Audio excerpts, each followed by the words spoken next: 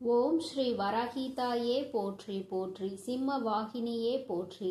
நல்லதே நினைப்போம், நல்லதே நடக்கும். சக்தி வராகியின் பிள்ளைகளுக்கு இந்த வராகி தாயின் ஆசீர்வாதம் என்றுமே முழுமையாக கிடைக்கும். என் அன்பு குழந்தையே, நீ இவ்வளவு நாள் விட்ட கண்ணீருக்கு பலனாக நீ விட்ட சாபம் ஒருவரின் வாழ்க்கையில் மிக பெரிய பாதிப்பை ஏற்படுத்தி இருக்கிறது. ஏனென்றால் என் அன்பு குழந்தையின் சாபத்தை இன்று பலிக்க வைத்திருக்கிறேன். உன் தாயானவளின் லீலைகள்தான் இது அனைத்துமே. உன் கண்ணீருக்கு நான் அந்த இடத்தில் பதிலை கொடுத்திருக்கிறேன். பதிலடி என்பது அவர்கள் வாழ்க்கையில் மிக பெரிய விஷயத்தை ஏற்படுத்தி இருக்கிறது. அதனால் இது உனக்கான பதிவாகும். ஏனென்றால் என் அன்பு குழந்தை வாழ்க்கையில் மிக பெரிய துயரத்தை ஏற்படுத்தியவர்களுக்கு நான் கொடுக்கும் பதிலடி இதுதான். என் அன்பு குழந்தையே, அதனால் பதிவினை முழுவதுமாக கேட்டு நீ கூடிய விரைவில் ஒரு நல்ல முடிவை எடுக்க வேண்டும். அதனால்தான் உன் தாய் இன்று உன்னிடம் பேச வந்திருக்கிறேன். நீ கேட்டு கொண்டிருக்கிறாய். அதனால் என் அன்பு குழந்தையே, முழுவதுமாக கேட்டு விரைவில் நீ ஒரு முடிவை எடு. அதனால் தாய் சொல்லும் விஷயத்தை தைரியமாக கேள். என் அன்பு குழந்தையே, உன் வாழ்க்கையில் நான் அதை செய்து விடுவேன், இதை செய்து விடுவேன். உன் வாழ்க்கையில் மாற்றத்தை கொடுப்பேன், மங்களத்தை கொடுப்பேன்.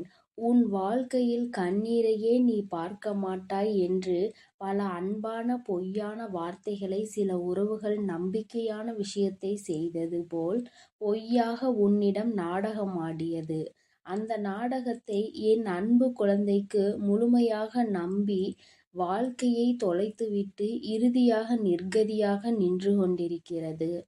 ஆனால் என் அன்பு குழந்தையே, இது எல்லாம் ஒரு நாள் தெரிய வரும் தருணத்தில் என் அன்பு குழந்தை பால்வா நகரமா என்ற ஒரு வாழ்க்கையை வாழ்ந்து கொண்டிருக்கிறது.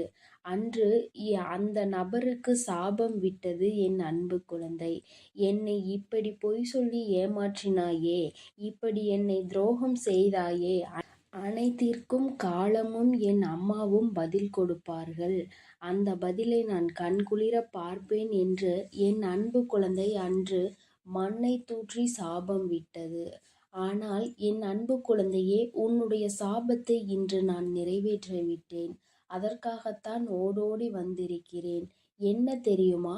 அவர்கள் வாழ்க்கையில் மிகப்பெரிய ஆபத்தை உண்டாக்கி இருக்கிறேன்.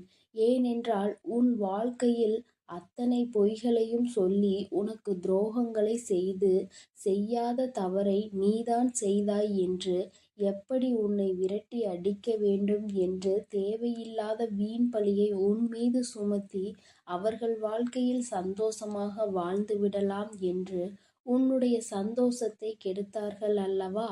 அவர்களுடைய சுயநலத்திற்காக உன்னை பயன்படுத்தி கொண்டார்கள். அதற்கெல்லாம் பதிலடி கொடுக்க வேண்டாமா? உன்னுடைய கண்ணீரானது, உன்னுடைய அன்பானது உண்மை. அதனால்தான் இன்று இவ்வளவு கஷ்டங்களையும் கவலைகளையும் வாழ்க்கையில் நீ சுமந்து வருகிறாய். ஆனால் அவர்கள் வாழ்க்கையில் சுயநலத்திற்காக உன்னிடம் பழகி, சுயநலத்திற்காக அனைத்து விஷயத்தையும் உன்னிடம் இருந்து எடுத்துக்கொண்டு சந்தோஷமாக வாழ்ந்து விடலாம் என்று நினைத்தால் கண்டிப்பாக நடக்குமா? மனிதர்களின் வாழ்வில் சாதாரணமாகவே எப்பொழுதும் கர்மாவின் பாதிப்புகள் அதிகமாக இருக்கும். ஆனால் என் பிள்ளைகளை எவராவது ஏமாற்ற நினைத்தாலோ, எவராவது துரோகம் செய்ய நினைத்தாலோ கண்டிப்பாக கர்மவினை ஒரு பக்கம் தண்டிக்க, உன் தாயானவள் ஒரு பக்கம் அவர்களை தண்டித்தே தீருவேன். அவர்கள் வாழ்க்கையில் தண்டனையை கொடுப்பேன். இது என் அன்பு குழந்தையின் கண் முன்னாலே நடக்கும். இப்பொழுது 2 நாட்களில் அந்த செய்தியானது உன் செவிகளுக்கு எட்டும். ஏனென்றால் உன் உறவானது, நீ நேசித்தாய் அல்லவா? உன்னை ஏமாற்றிய உறவுக்கு மிக பெரிய தண்டனையை உன் தாயானவள் அளித்திருக்கிறேன். என்ன தெரியுமா? கேட்டால் நீயே அதிர்ந்து போவாய். ஆனால் இன்னும் 2 நாட்களில் அந்த செய்தி உன் செவிகளுக்கு எட்டப் போகிறது. இருந்தாலும் இப்பொழுது ஒரு சிறு விஷயத்தை சொல்கிறேன். அந்த விபத்தை நான் தான் ஏற்படுத்தினேன். வாழ்க்கையில் நரகம் என்றால் என்ன என்று இப்பொழுது அவர்கள் அனுபவிப்பார்கள். எப்படி என் அன்பு குழந்தையிடம் ஆணவமாக பேசினார்களோ அதற்கெல்லாம் அவர்கள் அனுபவிக்க வேண்டுமல்லவா? ஒவ்வொரு தருணத்திலும் என்னுடைய அன்பு குழந்தையின் கண்ணீரையும் கவலையையும் துன்பத்தையும் துயரத்தையும் அதிகரித்துவிட்டு நாம் சந்தோஷமாக வாழ்ந்துவிடலாம் என்று நினைத்தால் வாழ்ந்துவிட முடியுமா? வாழத்தான் உன் தாயானவள் விட்டு விடுவேனா? நீ தைரியமாக இரு என் அன்பு பிள்ளையே. உண்மையானது சிறிது காலம் எடுத்துதான் ஜெயிக்கும். ஆசையும் உண்மையும் இருக்கும் இடத்தில் உண்மைதான் எப்பொழுதுமே ஜெயிக்கும். உன்னுடைய அன்பானது அவர்களுக்கு தகுதியே கிடையாது. ஆனால் இப்பொழுது நீ சரியான முடிவை எடுக்க வேண்டும். ஏனென்றால் சில ஜென்மங்கள் வாழ்க்கையில் திருந்தாது. ஆனால் என் அன்பு குழந்தைக்கு நல்ல எதிர்காலம் இருக்கிறது. அவர்கள் இனிமேல் உனக்கு வேண்டாம் என்றால் உன் சாபத்தை பெற்றவர்கள் அவர்கள் உன் வாழ்க்கையில் அவர்கள் இனிமேல் சந்தோஷமாக உன்னை வாழ வைப்பார்கள் என்று நினைத்து கொண்டிருக்காதே. சில நேரங்களில் ஏமாற்றும் மனிதர்களும் துரோகம் செய்யும் மனிதர்களும் கண்டிப்பாக சில குணத்தையும் வளத்தையும் மாற்றிக்கொள்ளலாம். ஆனால் அவர்களோ மிகவும் சுயநலம் நிறைந்த மனிதர்களாக மாறிவிட்டார்கள். காலத்திற்கு ஏற்ப மனிதர்களுக்கு ஏற்ப பச்சோந்திகள் எப்படி மாறுகிறதோ அதேபோல் இவர்களும் நிறத்தையும் குணத்தையும் மனத்தையும் மாற்றிக்கொண்டே இருக்கிறார்கள். இந்த மாற்றமானது என்ன சொல்லி புரிய வைத்தாலும் என்ன சொல்லி திருத்தினாலும் அது திருந்தாது. ஏனென்றால் அவர்கள் பிறவியிலேயே இப்படித்தான் வாழ்ந்து கொண்டு வந்துவிட்டார்கள். 5ல் வளையாதது 50ல் வளையுமா? நிச்சயம் கிடையாது. எப்படி நம் வாழ்க்கை எந்த சூழ்நிலையில் நம்மளை எப்படி மாற்றுகிறதோ சில குணத்தை நாம் அதை மாற்றிவிடலாம். ஆனால் பிறவியிலேயே இருந்த குணத்தை எப்பொழுதுமே மாற்ற முடியாது. ஆனால் உனக்காக உன்னுடைய எதிர்காலத்தை நான் சிந்தித்து வைத்துவிட்டேன். கூடிய விரைவில் அந்த ஒரு நல்ல காரியத்தை உன் வாழ்க்கையில் நடத்தப் போகிறேன். இதை கேட்டு நீ அழக்கூடாது. தைரியமாக இருக்க வேண்டும். ஏனென்றால் இந்த கஷ்டமான தருணத்தில் கூட உன் தாயானவள் உன்னுடன் இருந்து உனக்கு உதவி செய்து கொண்டுதான் இருக்கிறேன். இந்த உலகத்தில் உனக்கு உதவுவதற்கு எவரும் இல்லை. எனக்கு உறுதுணை இல்லை, யாரும் இல்லை என்று மனம் வருந்தி விடாதே.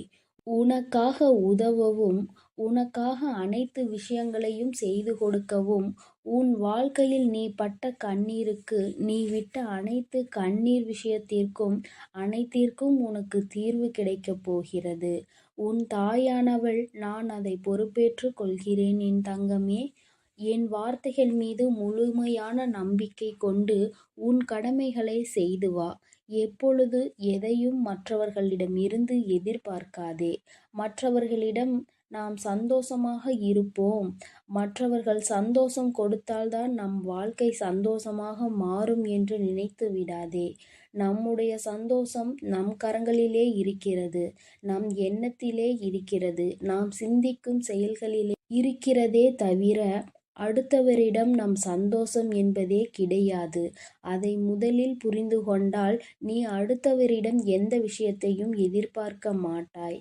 எதிர்பார்க்கக்கூடிய விஷயம் சில மனிதர்களிடம் கிடைக்கும் என்றால் எதிர்பார்க்கலாம். ஆனால் என்னுடைய சந்தோஷம் மட்டுமே எனக்கு முக்கியம் என்று நினைப்பவர்களிடம் அவர்களுடைய சந்தோஷத்தை பார்க்கக்கூடிய மனிதரிடம் சென்று உன்னுடைய சந்தோஷத்தை எதிர்பார்த்தால் அந்த இடத்தில் ஏமாற்றம்தான் கிடைக்கும். போதும் என்ற அளவிற்கு ஒரு உறவின் மீது நம்பிக்கை வைத்து அதீத அன்பை வைத்து ஏமாந்ததெல்லாம் போதும். இனிமேல் நீ தைரியமாக இருக்க வேண்டும். இனிமேல் நீ உன் வாழ்க்கையில் கண்ணீர் வடிக்க கூடாது. கவலை கொள்ளக்கூடாது. தேவையில்லாத சிந்தனைக்கு இடம் கொடுக்காதே. உனக்கு எது வேண்டுமோ நான் நடத்தி கொடுப்பேன். அதனால் நீ தைரியமாக இரு என் தங்கமே. உன் வாழ்க்கையில் ஏதேனும் சிக்கல்கள் தடங்கல்கள் உனக்கு தீய விஷயங்கள் நடக்கிறது என்றால் அதற்கு உன் தாயானவள் உன் வாழ்க்கையில் அனுமதிக்க மாட்டேன். பொறுமையாக இரு. உன்னுடைய வாழ்க்கையில் ஒவ்வொரு தருணத்திலும் மாற்றங்களை நான் கொண்டு வந்து கொடுப்பேன். ஆனால் நீ அதை புரிந்து கொண்டு பொறுமையாக இருக்க வேண்டும். நினைத்த விஷயத்தையே நினைத்து நினைத்து அந்த விஷயம் எப்படி நடக்கும், இப்படி நடக்குமா, அப்படி நடக்குமா, இல்லை நடக்காமலே போய்விடுமா என்று கண்ணீர் வடிக்கிறாய். இது தேவையில்லாத விஷயத்திற்கு உன்னை ஈடுபட செய்யுமே தவிர ஒரு நாளும் நல்ல விஷயத்திற்கு முன்னேற வைக்காது. என் அன்பு குழந்தையே, நான் சொல்வதை நீ புரிந்து கொள். உன் வாழ்க்கை இன்னும் முடியவில்லை. இனிமேல்தான் ஆரம்பிக்கப் போகிறது. அதனால் எடுக்கக்கூடிய விஷயங்கள் அனைத்தும் நம் வாழ்க்கையில் முன்னேற்றத்தை கொடுத்துவிடும். வெற்றியை சந்தித்து விடுவோம் என்பதெல்லாம் கிடையாது. சில முடிவுகள் வெற்றியை கொடுக்கும், சில முடிவுகள் அனுபவத்தை கொடுக்கும், சில அனுபவங்கள் நல்ல பாடத்தையும் நல்ல முடிவுகளையும் கொடுக்கும். எப்பொழுதும் முதலில் எடுத்த முடிவானது ஒரு நல்ல அனுபவம் பாடத்தை கற்றுக் கொடுத்துவிடும். இனிமேல் நீ எடுக்கக்கூடிய ஒவ்வொரு முடிவும் நல்ல விஷயத்தையும் நல்ல பாடத்தையும் தான் உனக்கு கற்றுக் கொடுக்கும். அதனால் நீ இனிமேல் கண்ணீர் வடிக்காமல் தைரியமாக இரு. உனக்கான பதிலடி கொடுக்க வேண்டாமா?